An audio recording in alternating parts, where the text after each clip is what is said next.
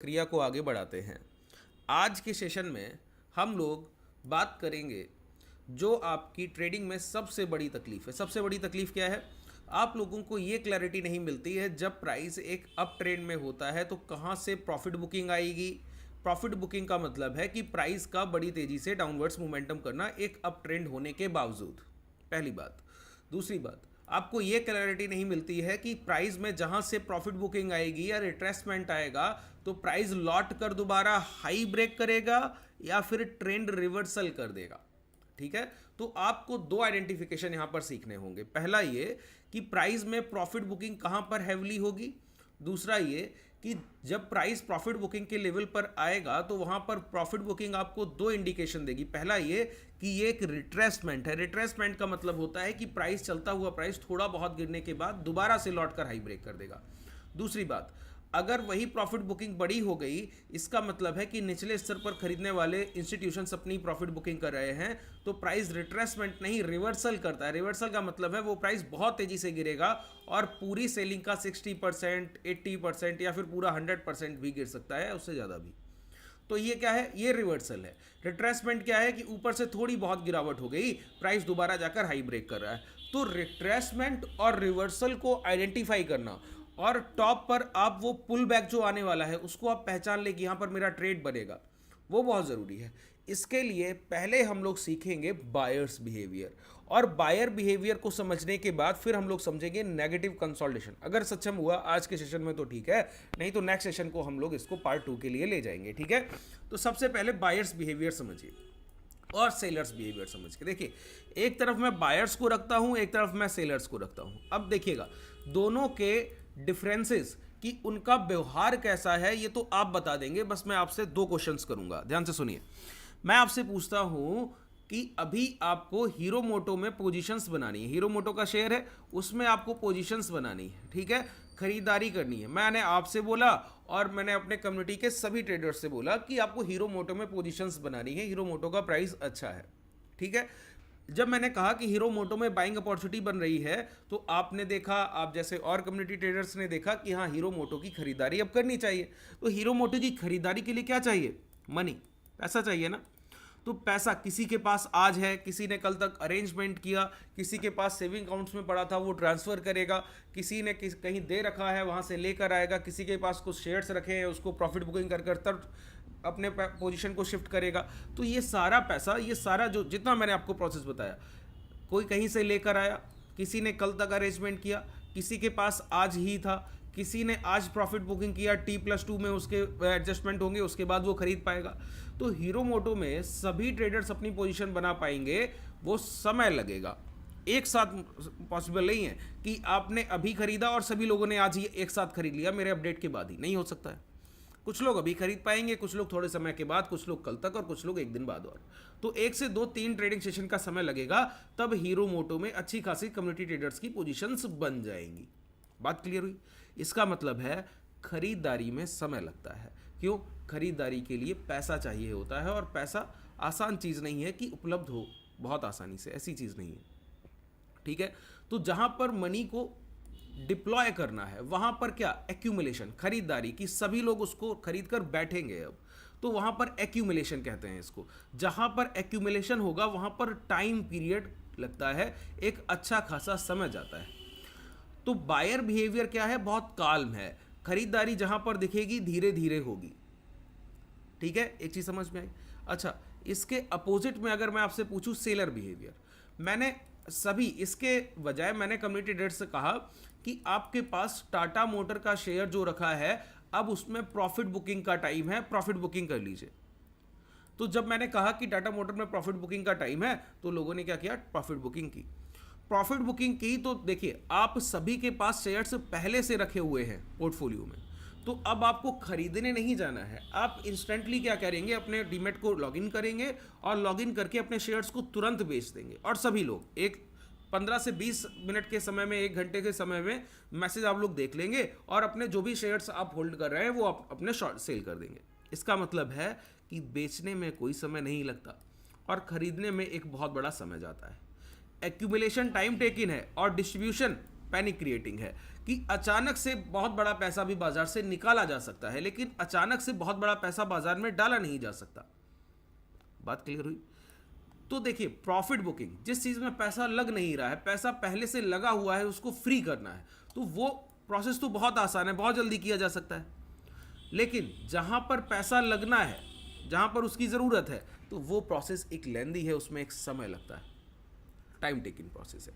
तो buyers behaviour कैसा हुआ? काल्म हुआ, बहुत धीरे खरीदारी करेंगे और समय लेकर। सेलर बिहेवियर कैसा हुआ? एग्रेसिव हुआ। एग्रेसिव बिहेवियर का मतलब है कि बहुत तेजी से यहाँ पर सप्लाई आ रही है, प्राइस जहाँ भी है वहाँ पे अगर प्रॉफिट बुकिंग हो गई तो एक साथ प्राइस गिर जाएगा। जैसे मैं एक एग्जांपल दूँ, अभी एक सेशन में हम लोगों ने टाटा कम्युनिकेशन कहा, जब जो लोग क्लासेस करते हैं, हम लोग इक्विटी भी बाइंग करते हैं, वहाँ पर हेजिंग भी करते हैं, है ना। आप लोग भी अगर हमारे साथ कम्युनिटी में जुड़ना चाहते हैं तो नीचे डिस्क्रिप्शन में आपको कॉन्टैक्ट डिटेल मिल जाएगी, आप जुड़ सकते हैं। टेलीग्राम का लिंक भी है, उससे भी जुड़ सकते हैं, ठीक है। देखिए, तो टाटा कम्युनिकेशन हम लोगों ने खरीद कर रखा था, तो उसका प्राइस जहाँ चल रहा था नियर अबाउट, लास्ट डिजिट थे 99 का लास्ट डिजिट, आगे का प्राइस था और लास्ट डिजिट 99। तो जब मैंने बोला कि प्रॉफिट बुकिंग करना है तो 99 से 84 है। क्यों? क्योंकि एक सडन प्रॉफिट बुकिंग हो गई, बहुत लोगों ने अपना पैसा वहां से खींच लिया, बाहर निकाल लिया, तो प्राइस वहां से गिर गया। और वहीं पे अगर मैं कहता कि खरीदिए, तो खरीदने पर इतना बड़ा इंपैक्ट नहीं आता है। 84 का प्राइस 85 हो सकता है, 86 हो सकता है। ऐसा नहीं होगा कि अचानक से 2-2.5% चल जाए। क्यों?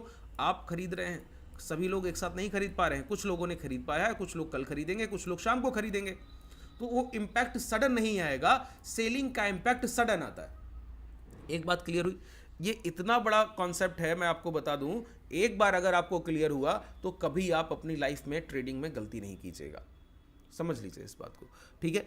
आप देखिए, बायर्स बिहेवियर आपको समझ में आया कि काल्म है, धीरे धीरे खरीदारी करते हैं। सेलर्स बिहेवियर समझ में आया कि पैनिक क्रिएटिंग है। अब सेलर्स बिहेवियर को अगर आप यहां पर बेहतर तरीके से समझ ले तो आपकी आधी तकलीफ दूर हो जाएगी। बायर्स बिहेवियर पर हम लोग बात करेंगे। सेलर्स बिहेवियर क्या है कि प्राइस में जब भी गिरावट होगी तो बहुत पैनिक से होगी। और बायर बिहेवियर क्या है कि प्राइस ठहरता है, रुकता है, आसानी से नहीं गिरता।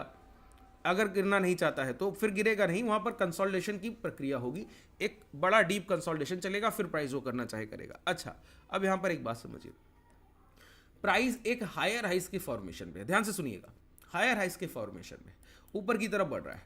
अचानक से किसी जगह से एक मुझे सडन एक बड़ी कैंडल का फॉर्मेशन मिलता है। ये क्या है? ये है सेलर का साइन। मैंने क्या कहा? ये है सेलर का साइन, मतलब प्राइस बहुत तेजी से गिर गया। बहुत तेजी से किसी स्ट्राइक प्राइस से एक या दो कैंडल बन गई, इसका मतलब है सेलर्स ने प्रॉफिट बुकिंग किया है। बायर्स जो बैठे थे उन्होंने अब प्रॉफिट बुकिंग किया और सेलर यहां पर इंटरेस्टेड हो गए हैं, तो ये पैनिक है। देखिए, जब आप बेचते हैं तो आपको देखकर चार और बेचते हैं, ये बाजार का नेचर है ना। जब एक जगह पर शॉर्ट सेलिंग आती है, बिकवाली आती है, तो कई लोग डर की वजह से अपने पोर्टफोलियोज बेचने लगते हैं, अपने पैसे को बाहर निकालने लगते हैं, बड़ी गिरावट के डर से, जो कि नहीं होना चाहिए। क्लासेस में मैं बताता हूँ कि अपने पोर्टफोलियो को आप कैसे बिल्ड करते हैं, कैसे उसको होल्ड रखते हैं, लॉन्ग टर्म के लिए कैसे पोर्टफोलियोज बनाए जाते हैं, सारी चीज़ें क्लासेस में आप सीखें, ठीक है। तो देखिए, अब ये सडन पैनिक था। अब सोचिए, मैं आपसे बोलूं कि टाटा मोटर में प्रॉफिट बुकिंग कर लीजिए, तो देखिए सभी लोग अचानक से एक साथ एक्टिव नहीं रहते किसी भी प्लेटफॉर्म पर। तो मैंने कहा टाटा मोटर की प्रॉफिट बुकिंग कीजिए, तो सभी लोग नहीं कर पाएंगे। 50% ट्रेडर वहां पर, देखिए मैं आपको साइकोलॉजिकल कंडीशंस बहुत अच्छे से समझा रहा हूं, इनको बहुत ध्यान से सुनिए।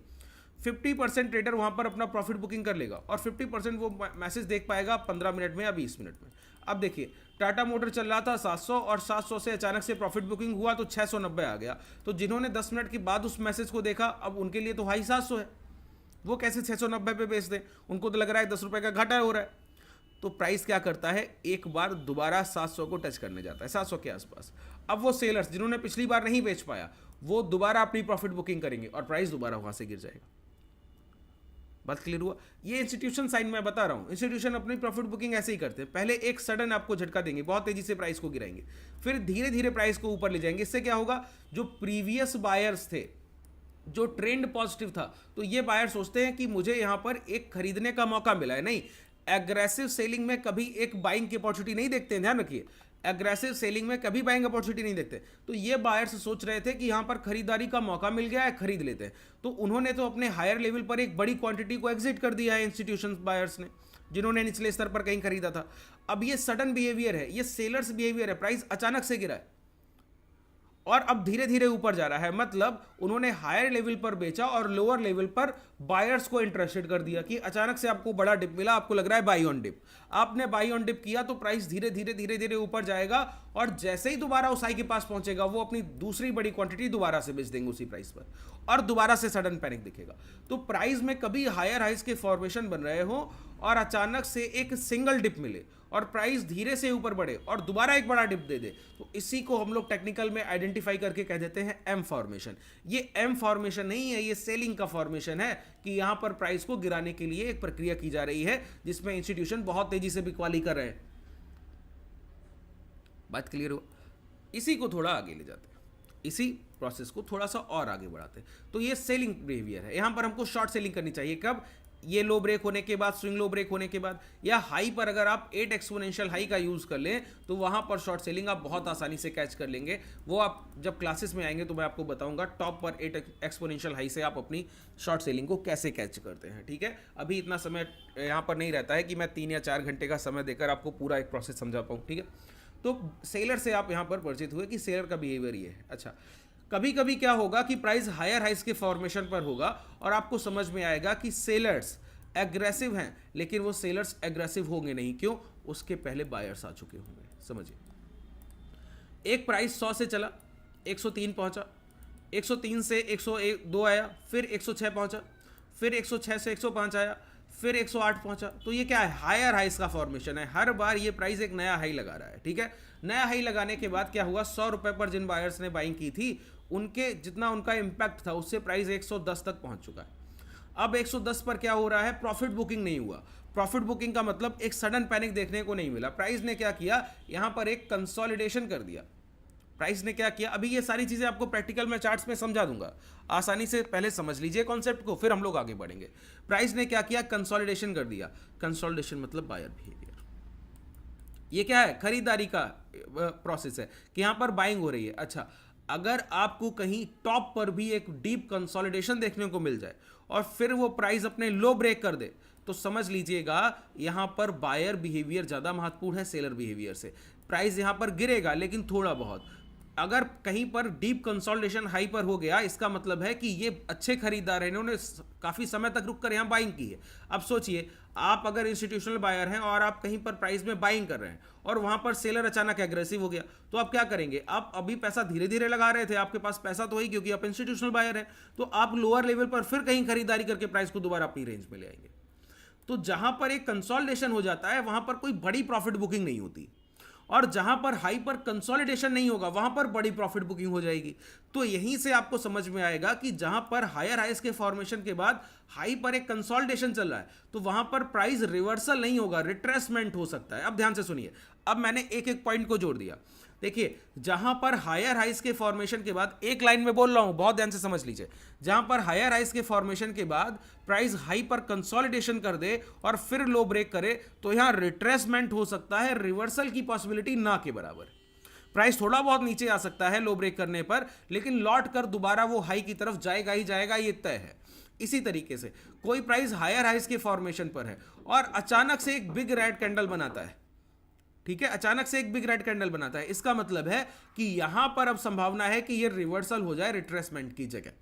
संभावना है, पॉसिबिलिटी, पूरी तरीके से क्लियर नहीं है। पूरी तरीके से क्लैरिटी के लिए हमको 3-4 और यहां पर क्लैरिफिकेशन चाहिए होंगे, वैलिडेशन चाहिए होंगे, वो धीरे धीरे करके आप सीख जाएंगे। ठीक है, तो देखिए, अब इसको हम लोग एक एग्जाम्पल से समझ लेते हैं, एक उदाहरण लेते हैं, उससे हम लोग यहां पर इसको समझने की कोशिश करते हैं। जैसे देखिए, अच्छा, कंसोलिडेशन में एक चीज और समझिए, कंसोलिडेशन 2 तरीके से होता है। एक ये कंसोलिडेशन है, ठीक है, एक कंसोलिडेशन ऐसे भी है कि प्राइस धीरे धीरे गिर रहा है, धीरे धीरे नीचे आ रहा है, लेकिन बहुत तेजी से नहीं आ पा रहा है, तो ये भी एक कंसोलिडेशन है। अच्छा, एक कंसोलिडेशन नहीं है, क्या नहीं है? ये कंसोलिडेशन नहीं, ये कंसोलिडेशन नहीं, ये स्ट्रेच है, ये खिंचाव होता है प्राइस में। जब प्राइस बहुत तेजी से हायर हाइस के फॉर्मेशन कर रहा हो फिर वो ऐसे हो जाए तो ये स्ट्रेच बोलते हैं। इसको क्या बोलते हैं? स्ट्रेच के बाद प्राइस तेज भी हो सकता है और वहां से एक डीप रेड कैंडल बनाकर बहुत तेजी से गिर भी सकता है, तो ये कंसोलिडेशन नहीं। एक पैरेलल अगर आप रेंज ड्रॉ करेंगे उसके अंदर प्राइस रुक रहा है तो वो कंसोलिडेशन जोन है। अगर आप एक फ्लैग की तरह प्राइस को ड्रॉ करेंगे, अगर आप फ्लैग पैटर्न को सीखना चाहते हैं टेक्निकल और साइकोलॉजिकल दोनों तरीके से, तो कमेंट सेक्शन में बताइएगा, मैं नेक्स्ट सेशन आपका फ्लैग पैटर्न पे करूंगा, ठीक है। इस सेशन के बाद अगला सेशन में फ्लैग पैटर्न पर आप लोगों के लिए लेकर आऊंगा। तो देखिए यहां पर प्राइस धीरे धीरे गिर तो रहा है लेकिन गिरावट हो नहीं रही है, तो ये बायर हर जगह खरीदने के लिए तैयार है इस वजह से, तो इसको भी हम लोग रिट्रेसमेंट कंसोलिडेशन मानते हैं। लेकिन ये एक स्ट्रेच है, खिंचाव, कि प्राइस ऊपर भी बढ़ रहा है ऊपर भी नहीं बढ़ रहा है, तो हर जगह बायर खरीद भी रहा है, उसका इंपैक्ट भी तेज नहीं हो रहा है ना। तो प्राइस में सेलर अगर कहीं पर आ गया और तेजी से एक कैंडल बनाया तो ये सारे बायर्स प्रीवियस अपने पोजीशंस काट कर भाग जाएंगे। तो ये क्या है, ये स्ट्रेच है, ये दो कंसोलिडेशन फेज में आते हैं और ये एक स्ट्रेच में आता है, बहुत ध्यान से समझिए। यहां पर देखिए मैं आपको दिखाऊं, सारे फॉर्मेशन यहाँ पर आपको देखने को मिल जाएंगे। देखिए प्राइस हायर हाइस के फॉर्मेशन पर, हायर हाइस के फॉर्मेशन पर है, ठीक है। अभी तक आपको कंसोलिडेशन देखने को नहीं मिला, स्ट्रेच है और हायर हाइस के फॉर्मेशन पर है। यहाँ पर आपको एक स्ट्रेच देखने को मिला है कि प्राइस ऊपर बढ़ रहा है। अब अचानक से प्राइस ने क्या किया, एक कैंडल बनाया। देखिए प्राइस जब भी गिरा तो तेजी से, यहाँ पर ध्यान से समझिए, प्राइस ने एक बड़ी कैंडल से, यहां पर कोई कंसोलिडेशन दिख रहा है क्या, नहीं दिख रहा है। प्राइस ने क्या किया, बहुत तेजी से एक लोअर साइड एक कैंडल बनाया और उस कैंडल के लो ब्रेक किए। तो मैंने कहा पहली प्रॉफिट बुकिंग हैवीली होनी चाहिए बिना किसी कंसोलिडेशन के, जो कि आपको देखने को मिली। तो मैंने कहा कि प्राइस में पहले प्राइस हायर हाइस के फॉर्मेशन में था, तो बायर्स को मौके की तरह दिखता है, उनको लगता है डिप पर बाई करने का मौका दिया है, लेकिन वो ये भूल गए कि डिप पर बाई करने का मौका बायर तब देता है जब वो हायर लेवल पर एक कंसोलिडेशन करा लेता है। देखिए अगर आपका प्राइजेक्शन अभी तक क्लियर नहीं है, कैंडल्स को नहीं समझ रहे हैं, चार्ट्स को नहीं समझ रहे हैं, तो क्लासेस में आइए, मैंने बेसिक से क्लासेस को स्टार्ट किया है प्राइजेक्शन को, ठीक है। आज आपकी क्लास होगी, बिल्कुल बेसिक से आपको समझाऊंगा प्राइजेक्शन कि चार्ट क्या होता है, कैंडल्स क्या होती हैं, फॉर्मेशन कैसे होता है, बनता कैसे है, upper wick, lower wick, moving average क्या है, कंसोलिडेशन किसको कहते हैं, एक एक टर्मिनोलॉजी के साथ क्लियर करूंगा। ये वो चीजें हैं, अगर आपको प्राइजेक्शन आता है उसके बाद आप इन चीजों को समझ सकते हैं, इससे आप कनेक्टिविटी रखेंगे, ठीक है। चलिए यहां पर देखिए, तो पहली एक हैवीली प्रॉफिट बुकिंग हुई। अब क्लियर हुआ कि आपको लग रहा है कि यहां पर क्या बाइंग अपॉर्चुनिटी, ये बाइंग अपॉर्चुनिटी नहीं, जब भी डीप कंसोलिडेशन हायर लेवल पर नहीं होगा और अचानक से एक प्रॉफिट बुकिंग हो जाएगी चलते हुए प्राइस में, इसका मतलब है कि ये प्रॉफिट बुकिंग और होगी और प्राइस और गिरेगा। तो प्राइस को दोबारा बायर्स ने यहां पहुंचाया और जिन्होंने पहली क्वांटिटी यहां पर अपनी हाफ बेची थी उन्होंने दूसरी क्वांटिटी यहां पर बेच दी, प्राइस ने लो ब्रेक किया और फिर क्या, दोबारा प्राइस हाई की तरफ जा रहा है, फिर एक बड़ी कैंडल का फॉर्मेशन। देखिए ये सब सेलर जोन है और सेलर जोन के पास कोई भी आप कंसोलिडेशन कर ही नहीं रहे हैं, बार बार पुल बैक के बाद रिट्रेसमेंट करा रहे हैं, पुल बैक के बाद अचानक से प्राइस को गिरा देते हैं। तो यहां पर फिर देखिए प्राइस ने क्या किया, थोड़ा सा ऊपर गया और फिर गिर गया। तो ये क्या है, सेलर बिहेवियर, ये पूरा प्राइस क्या है, सेलर बिहेवियर। अब आइए थोड़ा सा आगे बढ़ते हैं। यहां पर अगर आप गौर करें तो प्राइस की गिरावट धीमी हुई, ये एक देखिए कंसोलिडेशन का फेज बना, इसका मतलब है कि गिरते हुए प्राइस में बायर्स प्राइस को अब यहां संभालने की कोशिश कर रहे हैं। बायर बिहेवियर दिख गया ना, खरीदारों का व्यवहार आपको दिख गया ना। यहां पर जब आपको बायर्स बिहेवियर दिख गया तो मैंने कहा अब प्राइस में गिरावट होगी तो ज्यादा नहीं हो पाएगी, वो बायर कहीं ना कहीं से प्राइस को दोबारा टर्न अराउंड कर लेंगे। तो ये पहले से सेलर एग्रेसिव थे, इस वजह से इन बायर को इन्होंने दोबारा काटने की कोशिश की और सफल होने की कोशिश की, लेकिन प्राइस को ज्यादा नहीं गिरा पाए। देखा आपने क्यों, उन्होंने एक जगह रुककर खरीदारी की, एक पैरेलल कंसोलिडेशन जोन बनाया, उस पैरेलल कंसोलिडेशन जोन के अंदर प्राइस दोबारा आया, तो समझ लीजिए अब प्राइस दोबारा मोमेंटम के लिए तैयार है। जब प्राइस दोबारा मोमेंटम के लिए तैयार है तो आपके सामने ये मोमेंटम होता है। अब देखिए ये हाई के पास दोबारा कंसोलिडेशन हुआ, कंसोलिडेशन कैसा है, पैरेलल कंसोलिडेशन है, इसका मतलब है प्राइस में अगर गिरावट आई तो हम शॉर्ट सेलिंग नहीं देखेंगे, यहां पर हम लोग लॉन्ग करने की पोजीशंस को ही एग्जीक्यूट करेंगे। प्राइस ने फिर हाई ब्रेक किए, फिर मोमेंटम दिया, अब फिर कंसोलिडेशन चल रहा है। अब अगर लो ब्रेक होंगे तो अभी हम शॉर्ट सेलिंग के लिए नहीं देखेंगे, अभी प्राइस ऊपर जाकर अगर हाई ब्रेक कर दे तो लॉन्ग करने के लिए जरूर देखेंगे। ये होता है प्राइस को एक सिंप्लिसिटी के साथ समझना। मैंने सिर्फ आपको बायर और सेलर के बिहेवियर से परिचित करा दिया, बाकी चीजें आपने अपने मन से सारी चीजों को समझने की कोशिश कर ली है। अब आप किसी भी चार्ट को देखेंगे आपको बायर और सेलर बिहेवियर देखना चाहिए। देखिए एक